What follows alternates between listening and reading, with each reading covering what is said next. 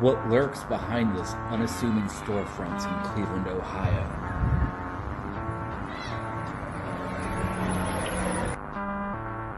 It's the Buckland Museum of Witchcraft and Magic.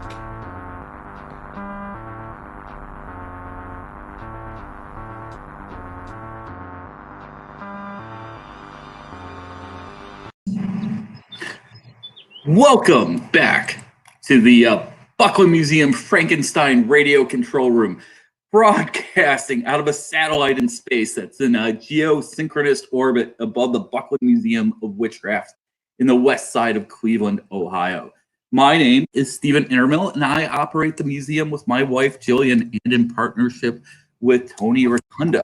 So thanks a lot of people have been reaching out to us lately. We're doing all right.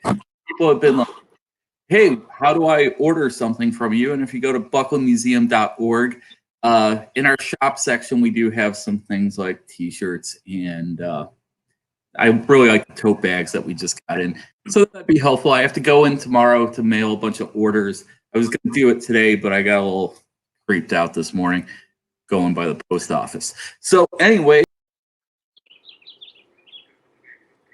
Mark, who is this gentleman right here. Clint Marsh is the publisher of Fiddler's Green Zine, and just a really solid individual. He met him online years ago, met him face to face at the Occult Humanities Conference, I guess 2-3 years ago, and we've been pals ever since. So welcome, Clint. Thank you, Stephen. So Clint, as the publisher of Fiddler's Green, what's that mean? What does that mean? That means that I do all the stuff that you don't see. You hopefully don't see the seams of it all, but collect stories, write some stories myself, get the artists together, maybe get a theme going. Theme usually emerges, and get it out there to the people. And we've been doing about 5 years, and have a lot of fun with it. So where are you broadcasting from here? I'm in a satellite, but outside.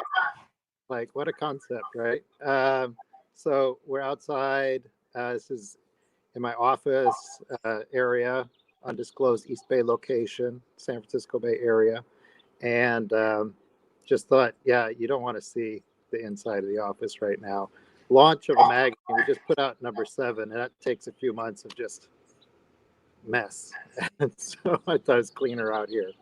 Yeah, we actually just got our copies of number 7 in the shop, and I have to say, it's one thing I really love about the Fiddler's Green Zine is like pretty much every new one. It just seems like you kind of kicked it up a notch, and I think that's just Thank really you. nice, solid. So it's really cool.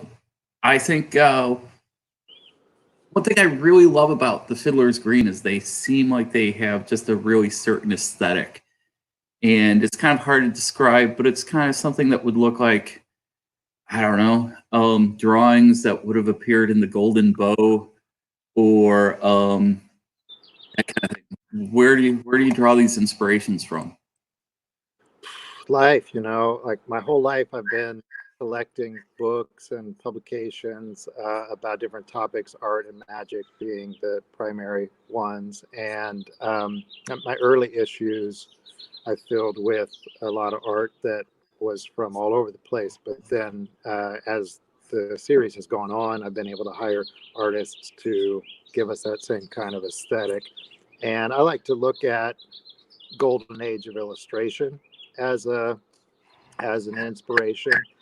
And that could be line art. I'd love to do paintings in full color. We just haven't figured out budget-wise and aesthetic-wise how to do great full color work in Fiddler's Green. But the overall aesthetic of the magazine is to harken back to pieces that were being put out 100, 120 years ago by small presses. And I think that's just a great way to to get people into this material, or if they have been thinking maybe I want to read about occultism or magic and I don't know how to get in, a zine I think is a really accessible way to do that.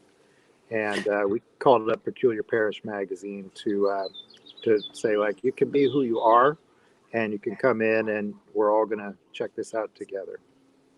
So I like that you brought that up there because, you know, like here in the museum, hold on a second here. You know, I carry books like this one right here. I don't know if you can see what's going on here, but it is a classic occult literature, Yeah. MS, right? So this I probably wouldn't let go short of like $800-900. Yeah. Talk to me in a couple weeks. We'll see.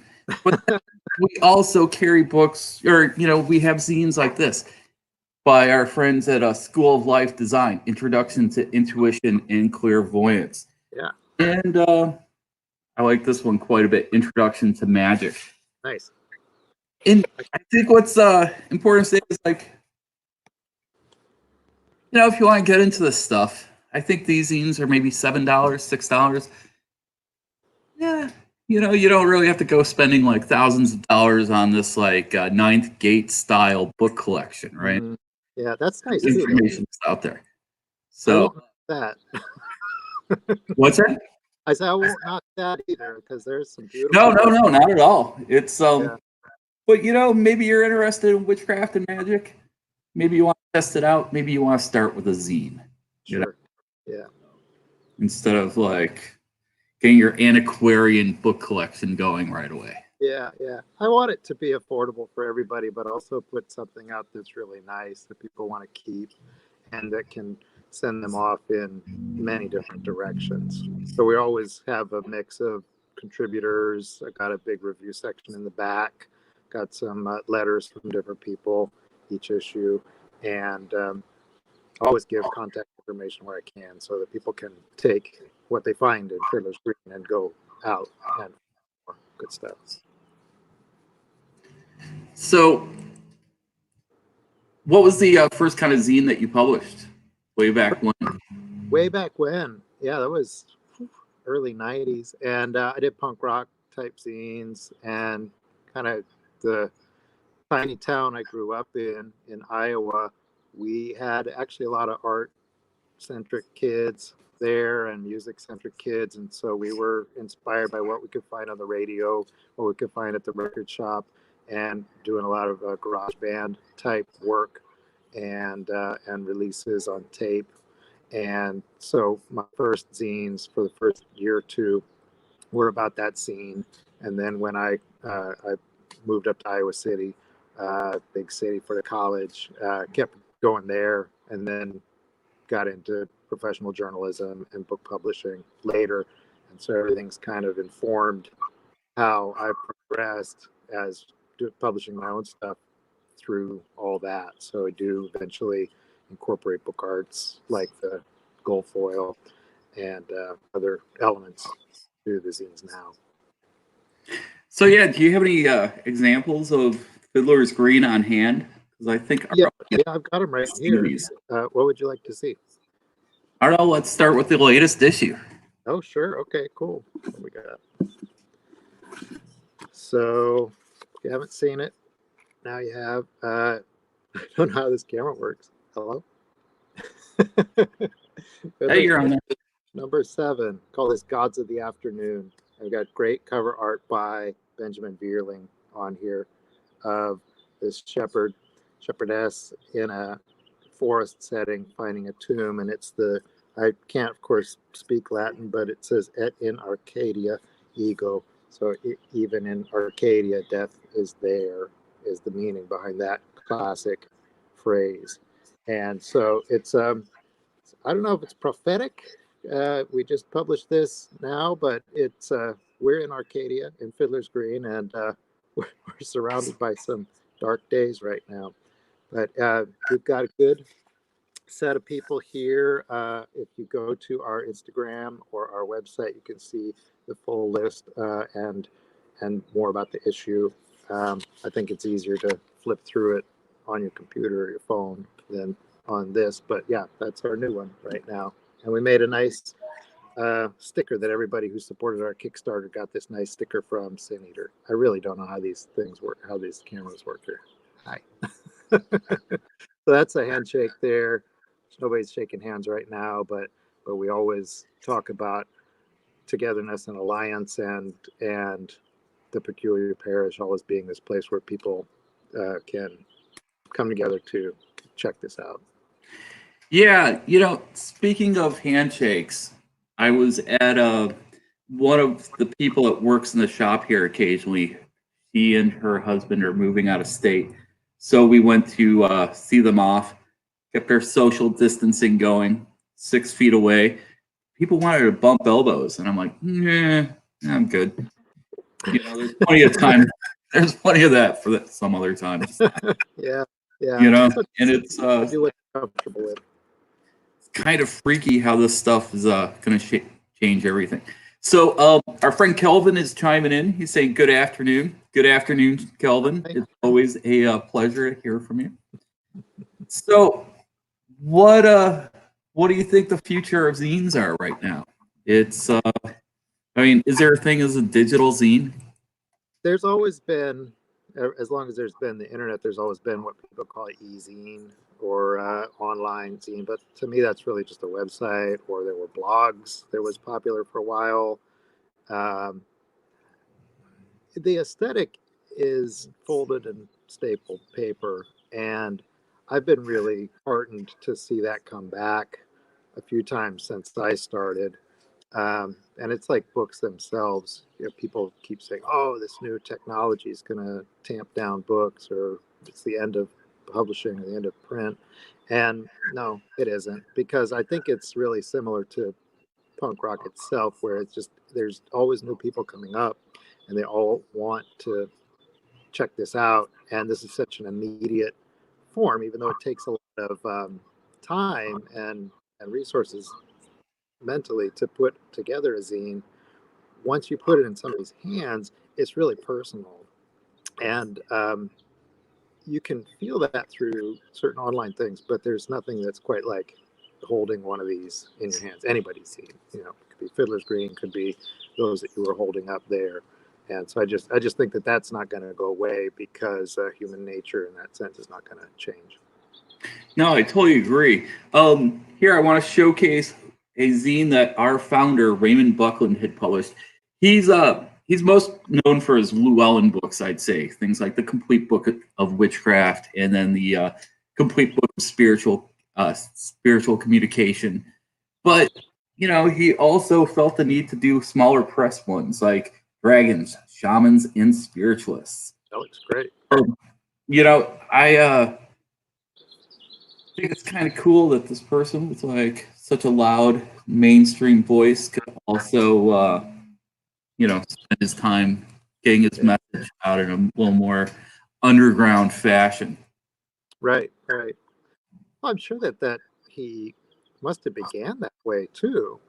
He didn't just burst onto the scene with the book because well, you know, but I would think that this would be something that was very homegrown to begin with. Well, oh yeah, absolutely. He started off with his museum in his basement, and let's see here. Yeah, I don't have it handy, but there's a really great newspaper article about him, and it's like a museum with a homemade look or something. Okay. Like that. Yeah. So you know, he was like DIY at the beginning, and we've talked about.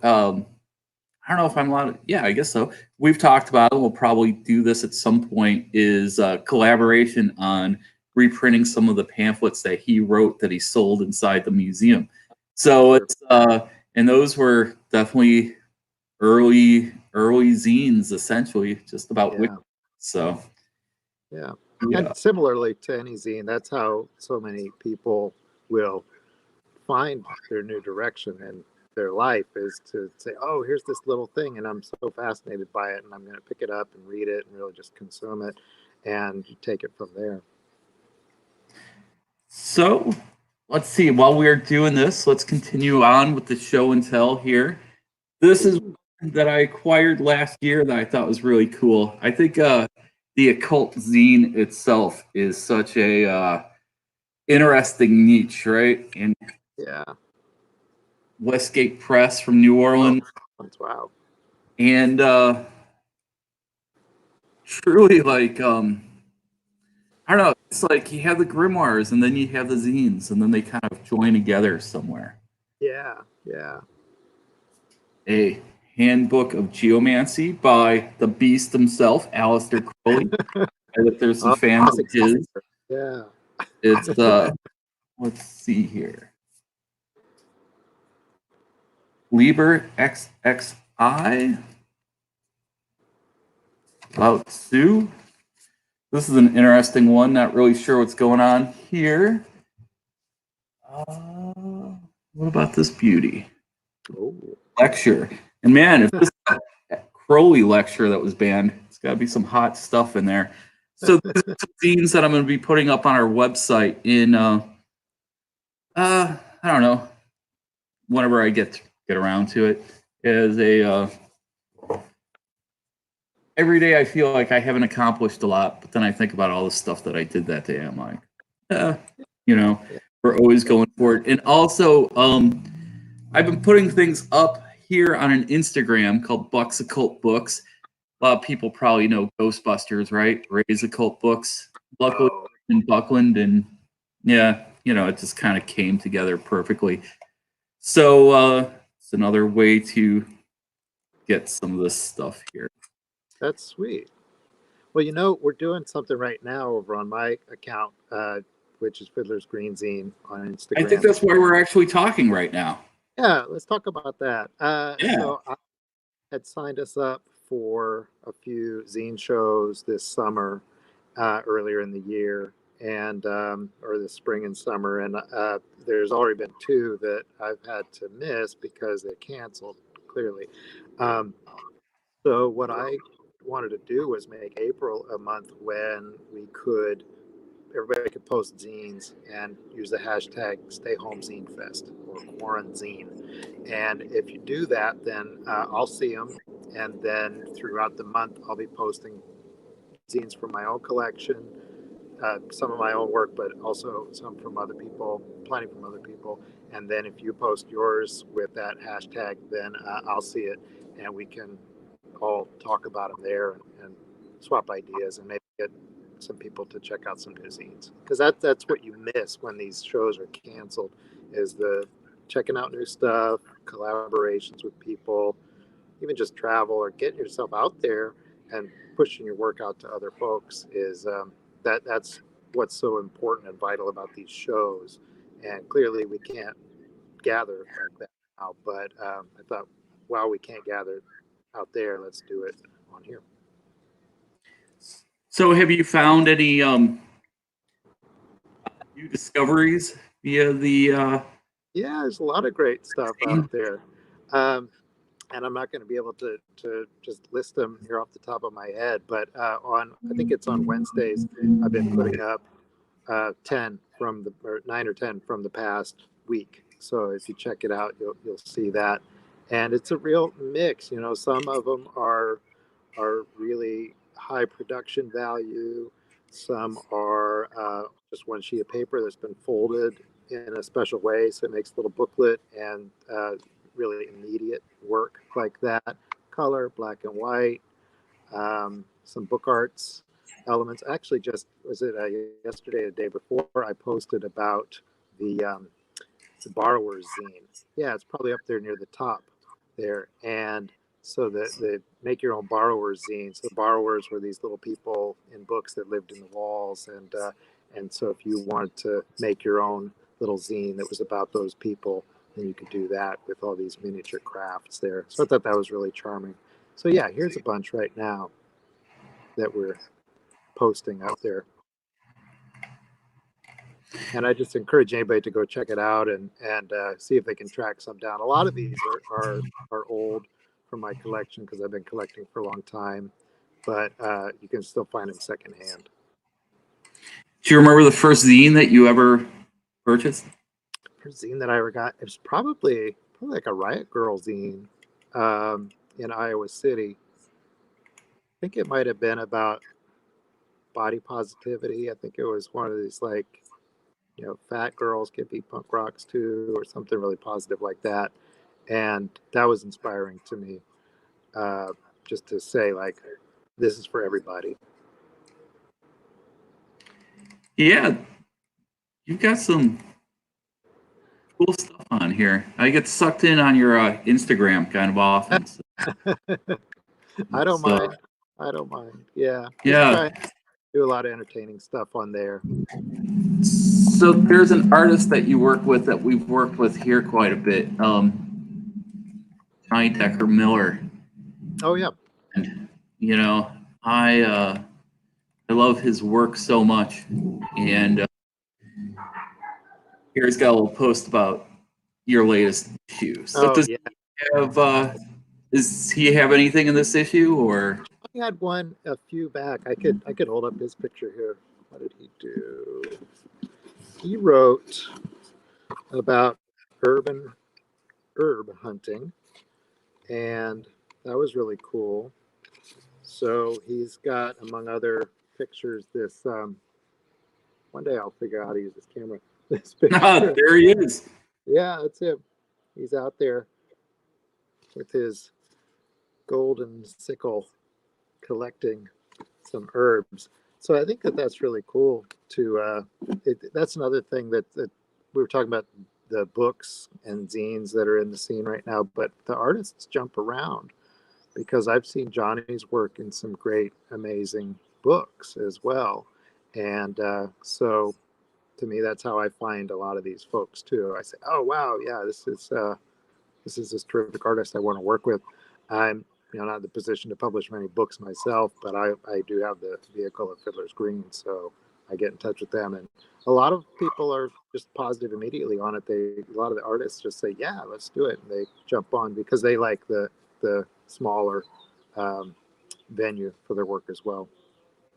Yeah, it's I mentioned it before, but I'm really impressed by like your kind of like attention to aesthetic and continuing like a everything looks like it belongs there. It's like a fall record, right? It's different. Yeah. It's the same. Yeah. And, just kudos to that. Johnny did a poster for us and a postcard for us of some of the artifacts of the museum. So That's cool. yeah, there's that. So what are we looking for in Fiddler's Green 8? Fiddler's Green 8. I won't reveal any of the pieces yet because I can't. We do have a few that are in the bag already. But what we're going to do in the meantime is publish this all fiction issue. And that will be number one of a new series that I don't know how often we'll put these out. But last year, I worked with an editor elsewhere in the States here, and we collected what was it, maybe 15 stories and poems that are going to be put together in a issue, and it may be closer to a paperback book, or it's shaped more like that, a little thicker than what we've been doing with Fiddler's Green. But it's just all coming together right now. And then that I anticipate talking about that more regularly this summer. And if I can get it together between now and then, can publish it later this year.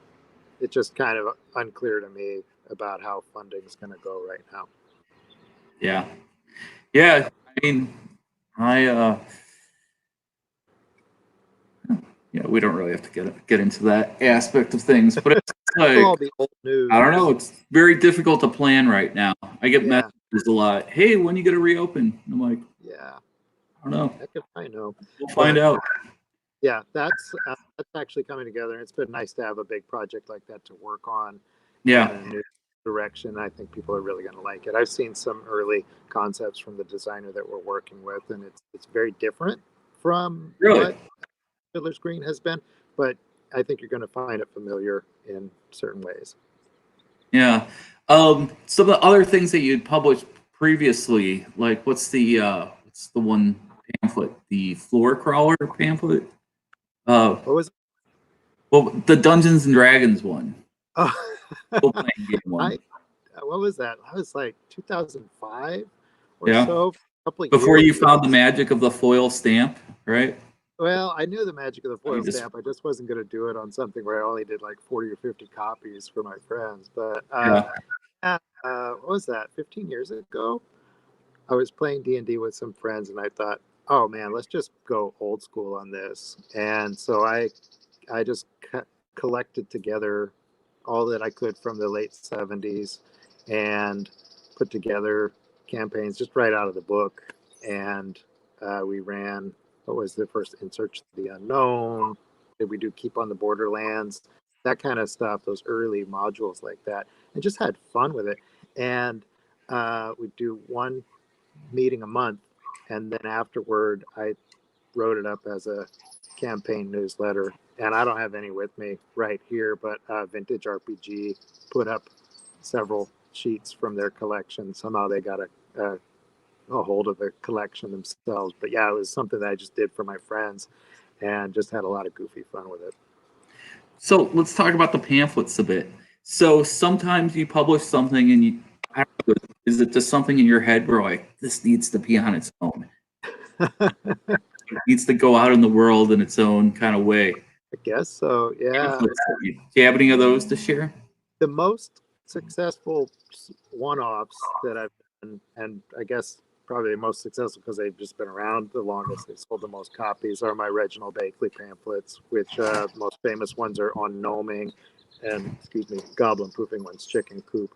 Those started as articles in a zine I was doing at the time, and I just thought I would spin them off into their own booklets. I should have brought a copy of them out here, but yeah, you can find those out there, and those are written by a pseudonym, Reginald Bakley, and they're all about encountering folklore or the unknown, but being scared of it. And so On Gnoming is about. Now, that's not something I would do because I'd like to talk to him, but Reginald wanted to eat one. So we put that together, and that's done really well for us over the years. That got collected into a book published by Weiser about, 10 years ago almost, called Goblin Pooping One's Chicken Coop. And so these stories, they kind of go in and out of mediums. So they might start as a story in a zine, and then be a one-off pamphlet standalone on their own, and maybe collected later into a book. So what about this? Oh, I gotta say, I really like the vibe out there because it kind of reminds me of a Martin Denny record. The cool, like a drink. Yeah, that's the Riddle of the Sphinx. I've got one of those right here too. Yeah, Adrian Rossi's artwork. This was written about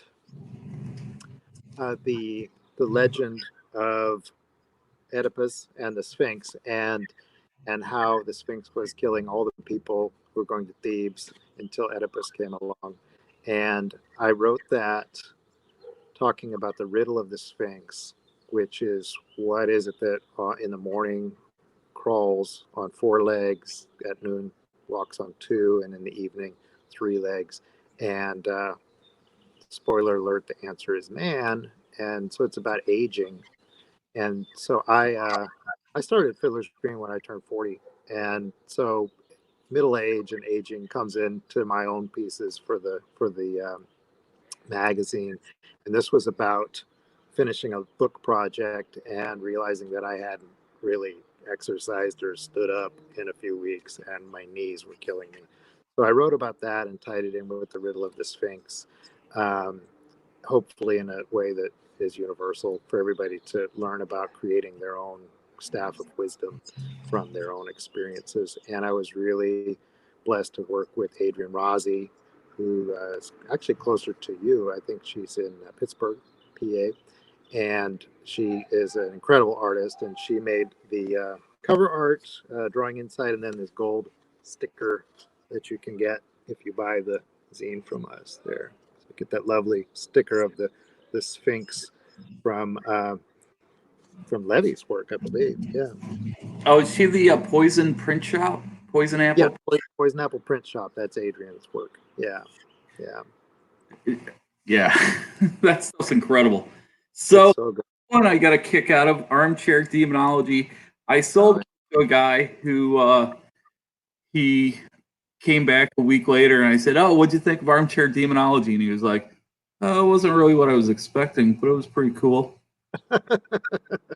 well, yeah, it is what it is, man. Yeah, I wrote that one to talk about getting getting out of your head a little bit through the mildest of drugs, tea and pipe tobacco. I drink 3 pots of tea a day, and uh, when I'm off it, I'm never off it. When I'm off nicotine, say, and I get back on, then I'll have a strange experience that you just don't have if you are on these things all the time. And it's true of any kind of drug. And so in Armchair Demonology, I'm talking about these really light poison path kind of workings and how, Like very subtle, you know. yeah, really subtle stuff, but also about how you got to be mindful of your habits and your quote unquote bad habits so that you can be the master of them. And then that's how you can get some really good insights in your own life.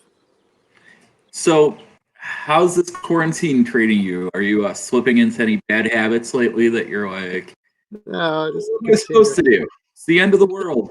the same bad habits I always had. I'm an indoor cat, Yeah. so it's good. Yeah, this is just giving me more time to work on the internet side of things. So Stay Home Zine Fest has been really helpful because I can just dig through my collection and put stuff up.